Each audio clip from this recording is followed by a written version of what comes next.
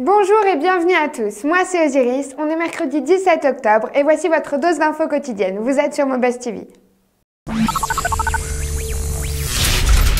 Apple voit rouge.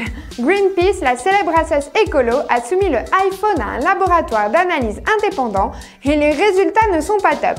En effet, il en ressort que le produit phare de la firme américaine intègre un certain nombre de produits toxiques. Le test a été effectué sur un modèle acheté au mois de juin dernier. Après démontage de l'appareil par un spécialiste de Greenpeace, l'antenne anglaise de l'association écologiste a confié une sélection de 18 composants pour une analyse plus précise dans un labo indépendant.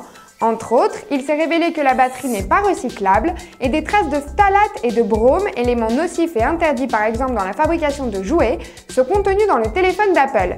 Et ça n'a pas plu du tout à Greenpeace, d'autant plus que tout ça va à l'encontre de la politique écolo affichée par Steve Jobs qui en mai 2007 avait tout un programme incluant une utilisation de composants propres et des actions pro-recyclables.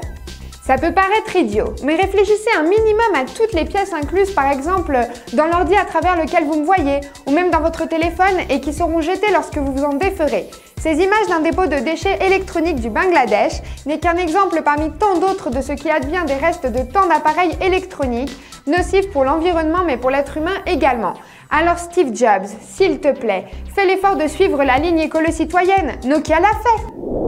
Et fraîchement arrivé de Buenos Aires, voici une histoire qui a eu précisément lieu au Bangladesh. Rocky, fidèle spectateur de notre émission espagnole, nous a raconté que de retour d'un congrès lors duquel il a connecté son pendrive à un tas d'ordi, il a branché sa clé à son ordinateur personnel.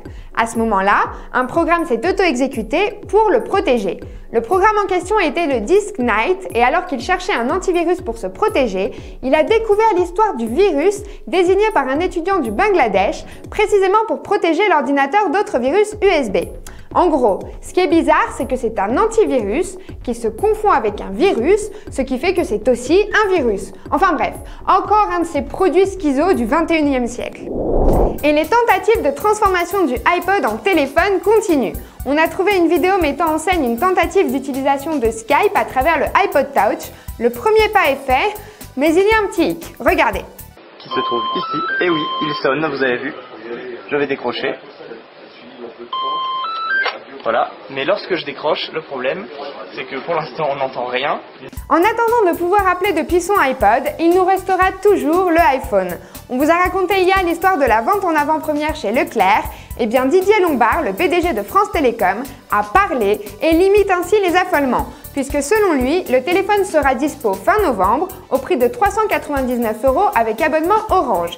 Mais voilà, conformément à la réglementation, c'est confirmé, l'iPhone sera également proposé sans opérateur à un prix prohibitif proche apparemment des fameux 999 €. Et maintenant, un sujet qui me tient particulièrement à cœur. Parlons un peu culture. On sait que la France est un pays dans lequel le court-métrage tient une place extrêmement importante. Et là, je vous parle d'une production d'environ 500 films par an et de la célébration du plus grand festival du court-métrage qui a lieu à Clermont-Ferrand. Les films de petit format sont un tremplin inégalable pour les nouveaux réalisateurs, mais seulement voilà, il est difficile de trouver un bon moyen pour eux de diffuser leur travail, surtout si l'on veut éviter de mélanger son travail aux délires et séries pirates de sites tels que YouTube. Et ben Cinéma propose une solution. Ce projet associatif propose une plateforme dédiée au court-métrage et permet facilement l'ajout de films en haute définition ou de notes, et les films sont accompagnés d'une fiche technique. Le site vient d'ouvrir et un catalogue de plus de 150 films produits, classés par thème et mots-clés, par une vingtaine de sociétés de production renommées telles que les Films en hiver, Busy Bee, ADR ou Sombrero y figurent. Je vous le recommande vivement car pour moi, c'est une très bonne initiative, même si bien que je comprenne la réticence du site, un partenariat avec des plateformes comme YouTube ou Dailymotion ne serait pas de trop, histoire d'ouvrir le monde du court-métrage à un plus large public. Si hier on vous cassait les oreilles avec l'infâme mannequin trompettiste de Star Wars, j'ai aujourd'hui la meilleure réponse de la part de Dark Vader lui-même qui nous offre un cours d'harmonica juste avant d'expirer. Reposez en paix, on se voit demain sur Mobuzz TV. Gros bisous, ciao!